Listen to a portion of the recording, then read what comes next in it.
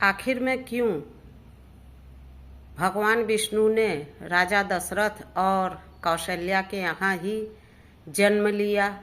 आखिर में इसका कारण क्या था? क्यों भगवान राम के रूप में भगवान विष्णु ने कौशल्या के ही कोख से जन्म लिया?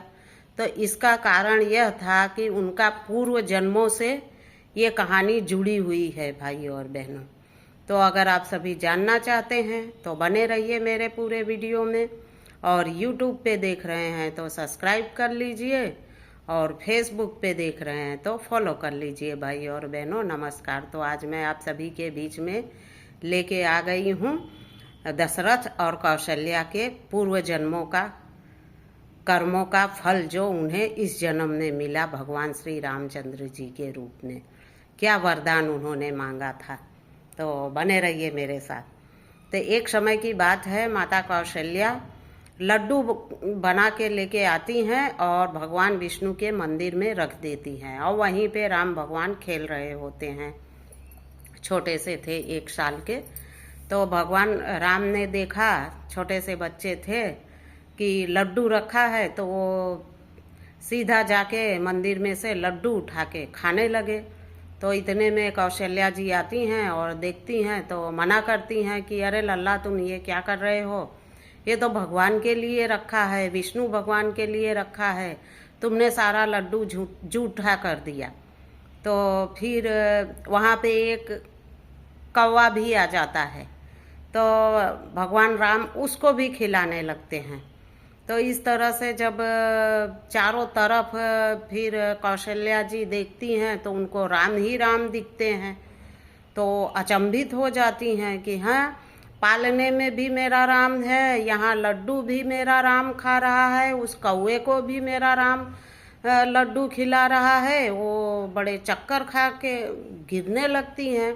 तो उसी समय श्री राम जी विराट रूप लेते हैं भगवान विष्णु का, और माता कौशल्या को दर्शन देते हैं और उन्हें बताते हैं कि हे माँ, अगले जन्म में तुम और राजा दशरथ मनु और शतरूपा थे, और आपने घोर तपस्या की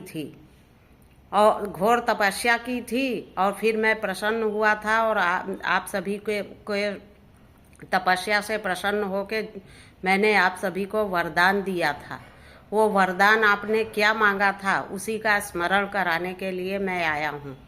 आपने अगले जन्म में तपस्या की थी और मुझसे वरदान मांगा था कि मैं आपके यहाँ पुत्र बनूं, और मुझे ये पुत्र, विष्णु भगवान मेरे पुत्र हैं, ये मुझे स्मरण रहे। इसीलिए हे माते, हे देवी, मैं आपको स्मरण कराने आया हूँ कि मैं विष्णु आपके यहाँ पुत्र के रूप में जन्म लिया हूँ। ऐसा मैंने आपको वरदान दिया था कि आपको स्मरण रहेगा।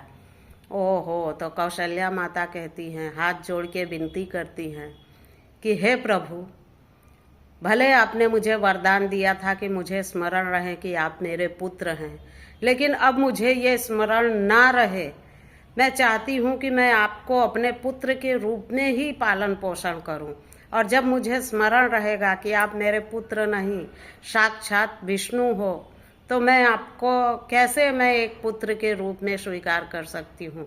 तो आप मेरी स्मरण शक्ति को मिटा दीजिए, और मैं यही समझूं कि आप विष्णु नहीं, आप मेरे पुत्र हो। यही मुझे याद रहे कि राम मेरा पुत्र है, कोई अवतार नहीं है।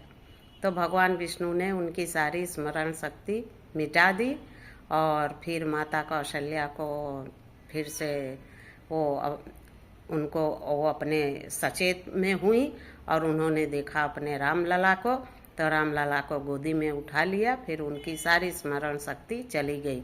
लेकिन जो भगवान विष्णु ने वादा किया था कि मैं आपके यहाँ पुत्र बन के आऊँगा, तो आपको स्मरण कराऊँगा कि मैं ही आपका पुत्र हूँ, मैंने अपना वादा पूरा किया। तो भगवान विष्णु ने इस तरह से अपना वादा पूरा किया और मनु शतरूपा के यहाँ जन्म लिया अगले जन्म में। जो मनु शतरूपा का अगला जन्म दशरथ और कौशल्या का हुआ था, और इसी तरह से माता कौशल्या ने भगवान विष्णु को अपने पुत्र के रूप में पाया। भाइयों और बहनों, मेरी कहानी अच्छी लगी हो तो लाइक कमेंट ज़रूर करिएगा। इसी के साथ चलती हूँ, फिर मिलती हूँ किसी नई कहानी के साथ। जय श्री राम।